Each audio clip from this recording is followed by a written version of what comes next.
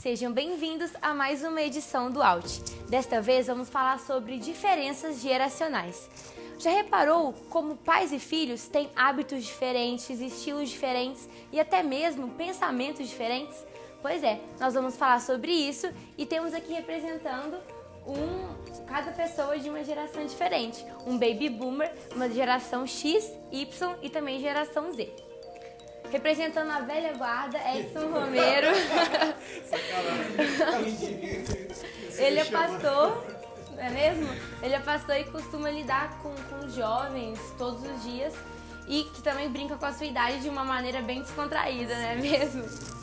O jornalista Luiz Fernandes é da geração X e por ser professor ele também lida com essa galera jovem a todo tempo e ele vai participar hoje com a gente de uma maneira bem especial. Geração Y está representada pelo também jornalista Thiago Basílio, que vai nos ajudar hoje. E por último, a nossa mascote, a menina milênio, Ana Clara, que está aqui. Sejam todos muito bem-vindos e eu vou começar com o senhor, Romero. Okay. O senhor convive muito bem com os jovens. Já desconstruído. Também. O senhor convive muito bem com os jovens. E o senhor tem alguma diferença? Me chamo de você. Você? Tá bom. Você convive muito bem com os jovens. E se eu não sente alguma diferença, alguma dificuldade, conta pra gente. Olha, eu teria muita dificuldade se eu não tivesse passado metade da minha vida lidando com jovens. Porque os jovens me atualizam. Então, quando vai surgindo coisas novas, eu lembro assim, quando surgiu o Twitter. Eu falei, caramba, o que é Twitter? Todo mundo fala em Twitter. Aí eu tinha que entrar no esquema, né? Porque eu não queria dar uma de ignorante. Aí lá na internet procurava o que é Twitter. Aí depois surgiu o Instagram. Ah, meu pai, mais um. Aí Snapchat, mais um. E aí quando eu penso que eu nem pergunto o próximo, é que eu já não sei mais. Né? Chega uma hora e falo, eu vou parar de seguir isso daí. Mas os jovens me atualizam. Então eu consigo comunicar com eles porque eu convivo com eles. Então eu aprendo demais, a gente ensina alguma coisa pela experiência, mas eles também me ensinam muitas coisas. Então se não fosse isso, eu acho que o abismo, o gap entre eu e a juventude seria muito grande. Luiz, uma diferença que você pode contar assim na questão acadêmica, que os alunos têm relacionado aos compromissos, às responsabilidades. Você vê muita diferença em relação à geração sua, que é a geração X, e a geração atual? Sim, sempre tem em que ocorrem essas diferenças de geração mais acentuadas. Eu, por exemplo, venho de uma geração onde jornalismo impresso, né, de montagem de jornal em fotolito, montagem de revistas em fotolito, enfim, esse processo hoje se dá totalmente de maneira computadorizada, né? No meu tempo não, né? Então quando eu explico isso para os meus alunos, eles parecem não acreditar muito que em alguns tempos atrás, né, o jornal era montado até manualmente, né? Então a gente se diverte com essas situações, né, porque além de me chamar de velho, né, eles dizem ainda que não acreditam no que eu estou falando em relação a um jornal impresso, uma revista impressa, como era feito antigamente. Mas são diferenças de geração, né? E eles acabam aprendendo também, assim como eu aprendo muito com eles também. Tiago, você se formou há 4 anos e trabalha desde os seus 14 anos de idade. E você é geração Y e muitas vezes dá aula para próprias pessoas de geração Y, de Z, daqui a pouco a Alfa, tá chegando aí, às vezes pessoas mais velhas. Em relação ao compromisso, responsabilidades que você vê em sala de aula, comparando a sua geração com o que você vê atualmente, fale um pouco pra gente sobre isso. A minha geração é uma geração que não cresceu junto com a internet, por exemplo, né? A gente foi sendo introduzido pela internet e com a internet ao longo do tempo. Na época a internet veio ter seu boom, aí final dos anos 90 e anos 2000 principalmente, né? Mas então a adolescência incrementou a internet no cotidiano. Então, por exemplo, o meu nível de sala de aula, a minha aula que eu lembro de quando eu era criança, eu acho que é muito mais parecida com as gerações anteriores à minha e anteriores a essas gerações que nós estamos falando aqui. Tipo, se a gente pega uma sala de aula dos anos 90 e compara as salas de aula dos anos 20, as mudanças são muito pontuais, né? Agora, se você pega uma sala de aula de hoje e compara com a minha, é um hiato absoluto. A gente tá assim, ó, 220 toda hora. Tipo, tem um negócio pra fazer aqui, tem a prova pra estudar, mas tem um negócio pra ver aqui. É a prova de amanhã pra estudar. Mas entendeu? Tipo, eu acho isso legal da nossa geração, porque, exemplo, meu pai, às vezes ele vai falar alguma coisa, gente, meu pai demora tanto pra falar, eu fico, por favor, fala, continua. Aí ele, não, que não sei o quê. E aí ele vai, pega não sei o quê, aí pega um livro. Aí eu fico, meu Deus, ele não vai terminar nunca. E era uma coisa assim, tipo, vai lavar louça.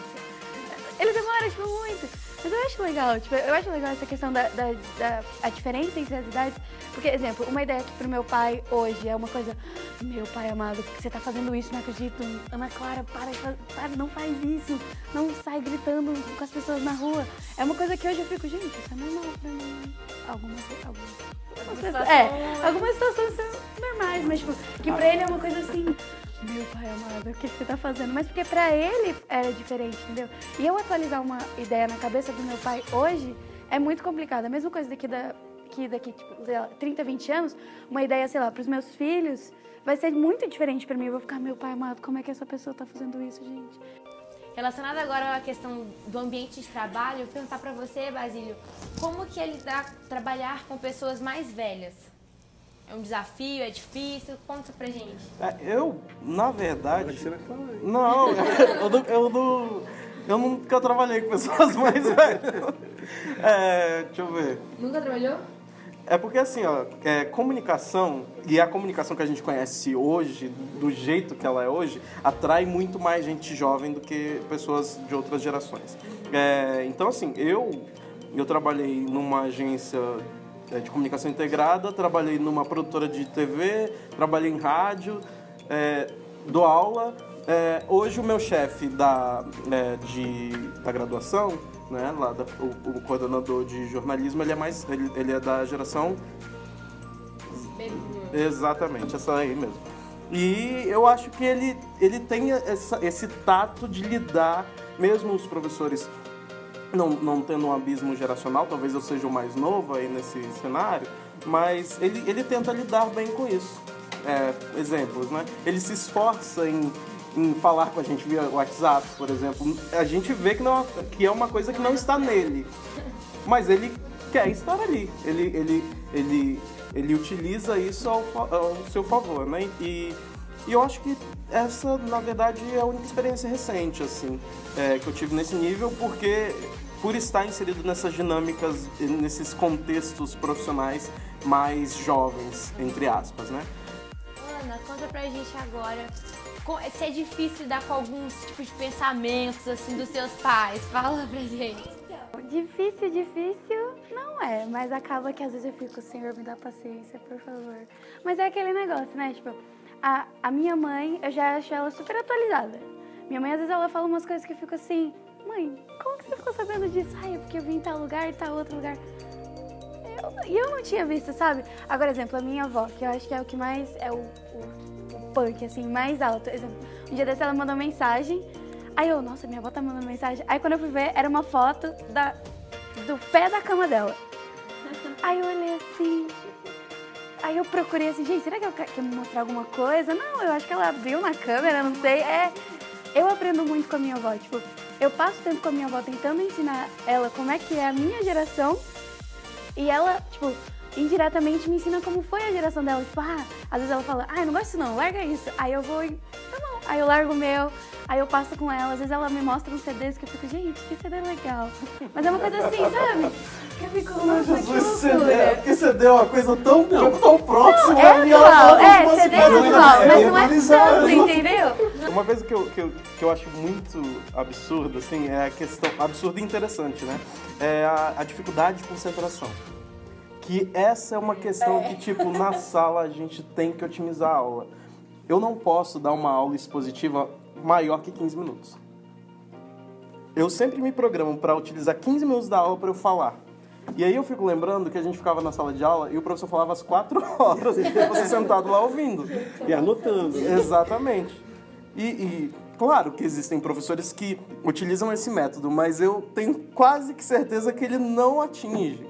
Porque passou de 15 minutos, 15, 20 minutos de aula expositiva, já já começa a olhar o celular, já começa a pensar, já começa a sair, A já menos começa... você traga alguma surpresa. Exatamente, alguma coisa. daí você tem elementos audiovisuais, aí você tem que trazer atividades com metodologias ativas, você tem que várias outras formas de explorar ali e compartilhar o conhecimento. Agora, expositivo realmente é uma dificuldade e a gente tem que otimizar isso, porque senão não dá certo. Então, acho que o primeiro de tudo, que pra mim o que mais às vezes me assusta é a questão da linguagem. Gente, eu tenho um professor... Não Você vou faz citar que nome. curso? Eu faço arquitetura. Nossa, legal. Assim, ele começa a falar umas palavras e eu fico, gente, o que essas palavras significam? Aí eu vou pesquisar, é uma palavra tipo, sei lá, mesa. É uma coisa assim, super simples, mas eles usam uma palavra super diferente, com 20 letras. E eu fico assim, como assim? Ótimas dicas, gente. Muito obrigada pela participação de vocês. E a gente deseja que a cada vez mais as gerações possam viver em harmonia, em união, aprendendo umas com as outras, porque certamente nós temos muito para aprender uns com os outros, não é mesmo? Até a próxima!